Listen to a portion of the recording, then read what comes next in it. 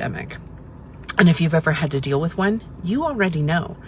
They don't always scream. Sometimes they sabotage, undermine, gaslight, and isolate. And then smile in meetings like nothing happened.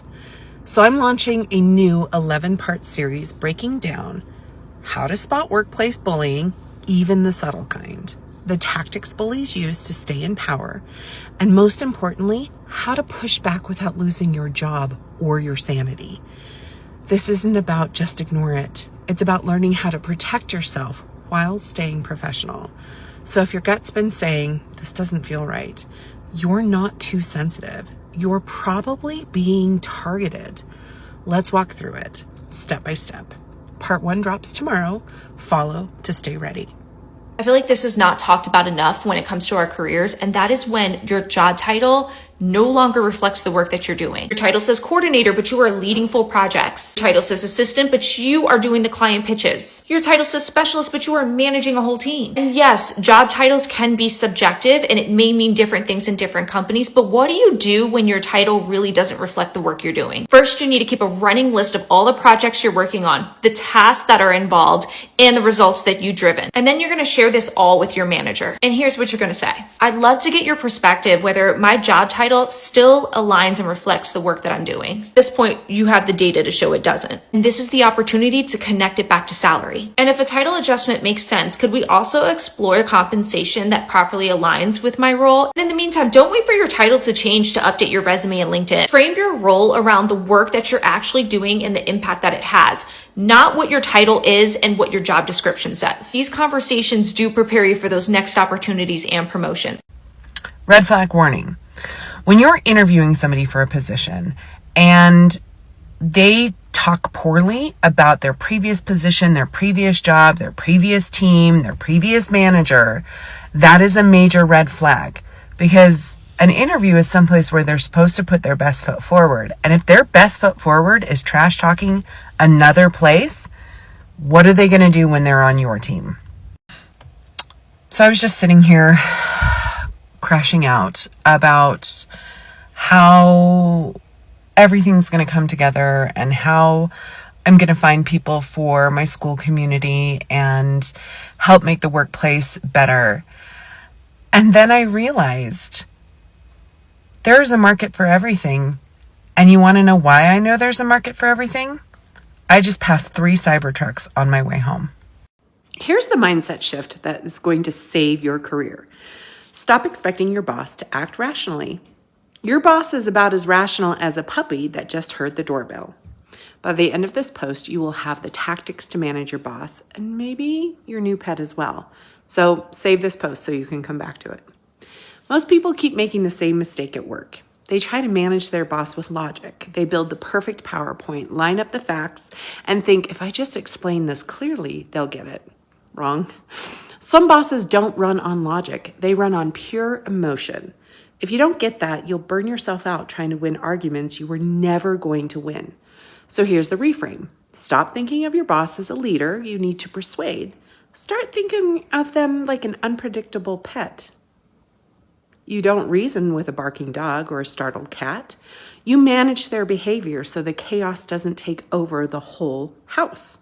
When they blow up in a meeting, that's just noise, not a personal attack. When they flood you with 20 half-baked ideas, that's energy, not strategy. And when they snap over something small, it's not about you, it's about their lack of regulation. The power move is emotional detachment. The calmest person in the room always holds the leverage. 3 ways to do this. Set a baseline. Greet them daily, morning eye contact, calm tone. You become the safe, steady presence. Absorb, then act. Let them unload, then reply with calm direction. Got it. Here's what we'll do next. You're managing the chaos, not fighting it. And don't mirror the meltdown.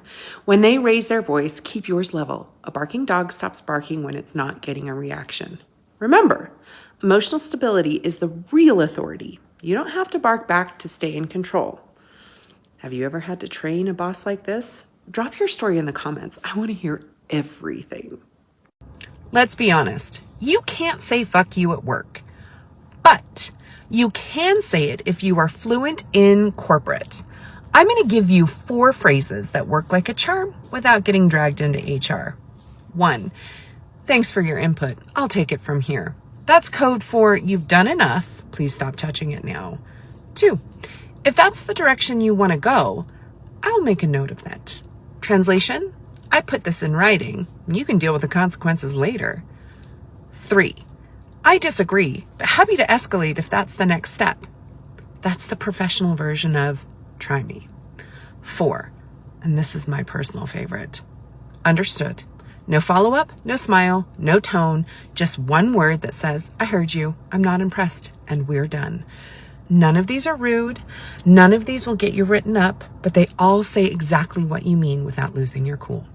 Here are 5 phrases at work that are making you sound less confident and less credible. And what to say instead. Stop ending sentences with, does that make sense? Instead, say something like, let me know if you'd like more context. Second, stop saying, I'm not sure if this is right, but instead say, here's what I'm seeing, curious to hear your take. Third, stop starting your sentences with, I'm no expert. Instead, say, from what I've seen or based on my experience. Instead of saying, this might be a dumb question, you can start with quick question or just ask the question. And then last, I never want to hear you say, that's just my 2 cents. Instead, you can say something like, here's how I'd approach this. You are more than capable, and these phrases aren't giving you enough credit. Don't you just hate moving goalposts at work? You know, when expectations keep shifting mid-project, that's not annoying, that's destabilizing. So let's talk about it. Here's how to push back without sounding difficult. 1, confirm the ask in writing. Just to confirm we're aligned on A, B, and C by this date, right? Now, when the story changes later, you've got receipts. 2, say, let's align. When things start shifting, ask, let's align on what success looks like. Has something changed? You're clarifying and not resisting, and you're forcing transparency. 3, track the chaos. Keep a doc. What was asked? What was changed? And when? Patterns will show up, and patterns are harder to ignore than feelings. 4, name it professionally. I've noticed expectations have shifted midstream a few times. Going forward, can we set clear checkpoints so we're not adjusting after the fact? You're not complaining, you're stabilizing. 5, protect your energy. If it's constant, that's not about your work. That's a leadership problem. You can't win a game where the rules keep changing.